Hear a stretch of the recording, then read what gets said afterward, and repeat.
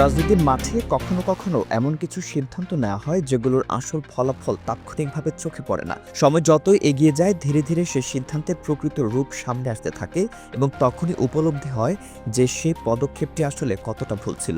ঠিক এমনই এক কঠিন বাস্তবতার মুখোমুখি এসে দাঁড়িয়েছে চরমোনাই নামের রাজনৈতিক দলটি। জামায়াতে ইসলামের সাথে জোট বাঁধার প্রস্তাব যখন তারা বুক ফুলিয়ে প্রত্যাখ্যান করেছিল, সেদিন তাদের চোখে ছিল আত্মবিশ্বাসের ঝিলিক, কিন্তু আজ সেই সিদ্ধান্তের তিক্ত ফল গিলতে হচ্ছে তাদের। আর এই সমস্ত তিক্ততার একেবারে কেন্দ্রে যে নামটি ঘুরে ফিরে আসছে, তিনি আর কেউ নন, মুফতি ফয়জুল করিম নিজেই। চরমোনাইয়ের অভ্যন্তরীণ হালচাল যারা কাছ থেকে দেখেন তারা ভালো করেই জানেন দলটির ভেতরে এই মুহূর্তে এক ধরনের অস্থিরতা চলছে। বাইরে থেকে হয়তো সবকিছু স্বাভাবিক দেখানোর প্রাণপণ চেষ্টা চলছে, কিন্তু ভেতরের চিত্রটা সম্পূর্ণ আলাদা গল্প বলছে। দলের একজন অত্যন্ত গুরুত্বপূর্ণ নেতা, যিনি ঢাকা মহানগরীর সবচেয়ে স্মার্ট নেতা হিসেবে পরিচিতি পেয়েছেন, যিনি ঢাকা সিটি কর্পোরেশনের কাউন্সিলর পদ দায়িত্ব পালন করেছেন, যিনি ঢাকার একটি আসন থেকে সংসদ নির্বাচনেও লড়াই করেছেন, তিনি চরমোনাই থেকে পদত্যাগ করে বেরিয়ে গেছেন। তার কথা একদম পরিষ্কার যে এই দলের হয়ে আর কাজ করার কোনো মানে হয় না। তিনি খোলাখুলিই বলে দিয়েছেন যেদিন এই দল সত্যিকার অর্থে একটি পরিপূর্ণ রাজনৈতিক দল হয়ে উঠবে, সেদিন তিনি নতুন করে ভাববেন। এই মন্তব্যের মধ্যে একটা গভীর বার্তা লুকিয়ে আছে, যেটা অনেকেই হয়তো ধরতে পারছে। আর সেটা হলো চরমোনাই এখনো একটি পূর্ণাঙ্গ রাজনৈতিক দল হয়ে উঠতে পারেনি বলে তাদের নিজেদের লোকজনই মনে করছেন। এখন স্বাভাবিকভাবে প্রশ্ন উঠছে, এই নেতা তাহলে কোথায় যাবেন? রাজনৈতিক বিশ্লেষকদের একটা বড় অংশ মনে করছেন তিনি জামায়াতে ইসলামীতে যোগ দিতে পারেন এবং সেখানে যোগ দিলে তিনি আবারও কাউন্সিলর পদে নির্বাচন করার সুযোগ পাবেন। শুধু তাই নয়, ভবিষ্যতে সংসদ সদস্য পদেও প্রতিদ্বন্দ্বিতার রাস্তা তার জন্য খুলে যেতে পারে। এই সম্ভাবনার কথা শুনলে বোঝা যায় চরমোনাইয়ের ভেতর থেকে যারা রাজনীতি বোঝেন, যারা স্মার্ট, তারা আস্তে আস্তে দলটি ছেড়ে বেরিয়ে যাওয়ার পথ খুঁজছেন। এটা শুধু শুরু মাত্র, আসল ঝড়টা এখনো আসেনি। চরমোনাইয়ের রাজনৈতিক কর্মকাণ্ডের মধ্যে ফয়জুল করিমকে ঘিরে এক ধরনের জনরোষের মতো অবস্থা তৈরি হয়ে গেছে।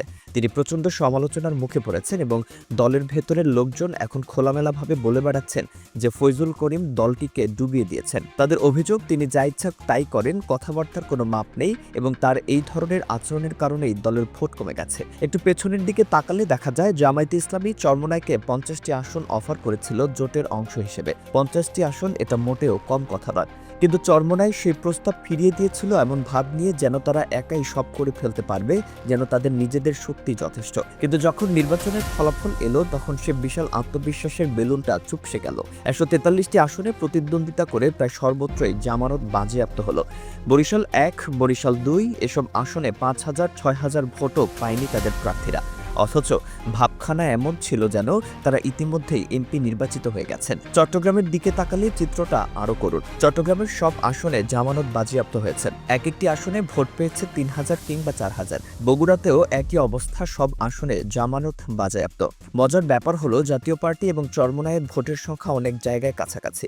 এটা একটি দলের জন্য কতটা লজ্জাজনক সেটা ভাবলেই বোঝা যায়, বিশেষ করে যে দলটি নিজেদের শরিয়া ভিত্তিক রাজনৈতিক ধারার বাহক বলে দাবি করে। এবার আসা যাক ফয়জুল করিমের নির্বাচনী কৌশল প্রসঙ্গে। তিনি নিজে 2টি আসনে একসাথে নির্বাচন করেছেন, এমন ভাব যেন পারলে 3 জায়গায়ও করতেন।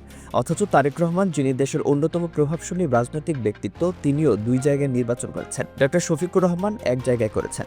একসময় শেখ হাসিনা এবং খালেদা জিয়া 5টি আসনে নির্বাচন করতেন, কিন্তু পরে আরপিও অধ্যাদেশে এই বিধান তুলে দেওয়া হয়েছে এবং এখন সর্বোচ্চ 3 জায়গায় করা যায়। কিন্তু ফয়জুল করিম এমনভাবে 2 আসনে নির্বাচন করেছেন যেন তিনি প্রধানমন্ত্রী পদপ্রার্থী।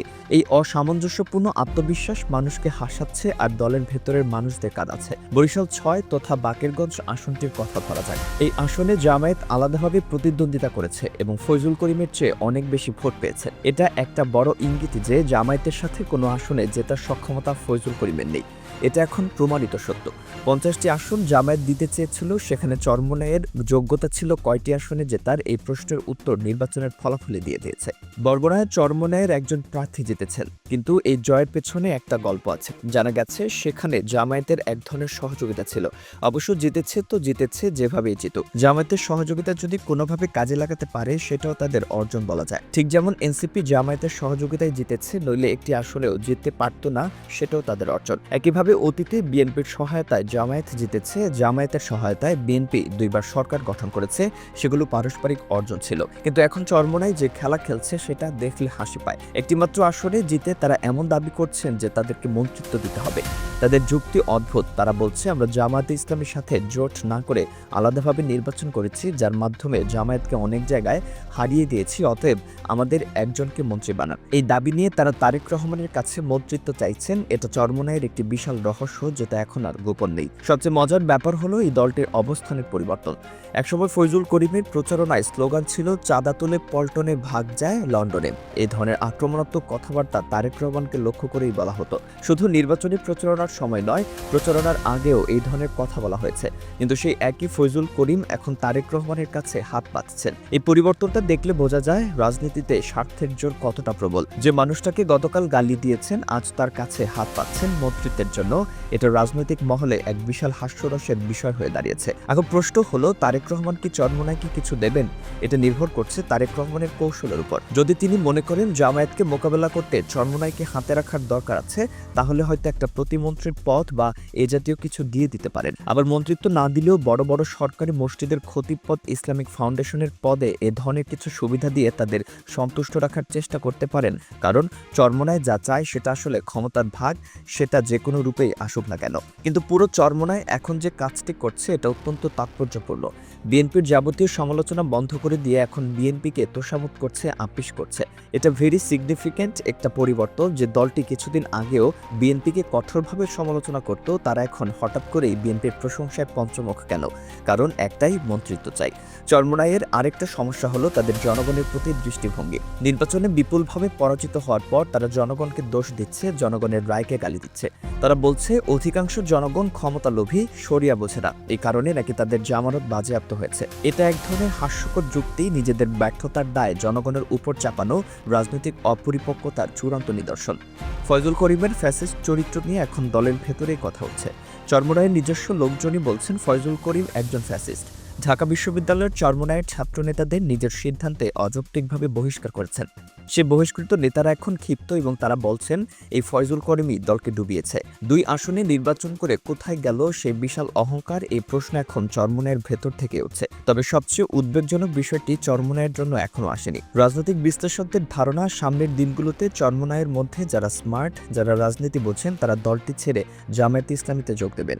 বিশেষ করে স্থানীয় সরকার নির্বাচন যখন আসবে, তখন যারা এমপি হতে চান, চেয়ারম্যান হতে চান, উপজেলা চেয়ারম্যান হতে চান, সিটি কর্পোরেশন কাউন্সিলর হতে চান, তাদের মধ্যে ব্যাপকভাবে জামায়াতের প্রতি ঝোঁকার প্রবণতা দেখা যাবে। এটা এখনই শুরু হয়ে গেছে। ঢাকার সেই কাউন্সিলর নেতার পদত্যাগ তার প্রমাণ সংকেত। আরও আসবে, সময় অপেক্ষা মাত্র। চরমোনাইয়ের এই সংকটের মূলে আছে একটি ভুল সিদ্ধান্ত, জামায়াতের সাথে জোট না করা। সেই সিদ্ধান্তের মাসুল এখন তাদের তাড়া করে বেড়াচ্ছে এবং সামনে আরও দিতে হবে। ফয়জুল করিমের নেতৃত্বে দলটি যে পথে হাঁটছে, সেই পথের শেষে কি অপেক্ষা করছে সেটা এখনও অনিশ্চিত। তবে একটা বিষয় একদম পরিষ্কার, চরমোনাই যদি নিজেদের সংশোধন না করে, যদি বাস্তবসম্মত রাজনীতি না করে, তাহলে দলটির অস্তিত্বই হুমকির মুখে পড়বে। আর সেই দিনটি হয়তো আর বেশি দূরে নেই।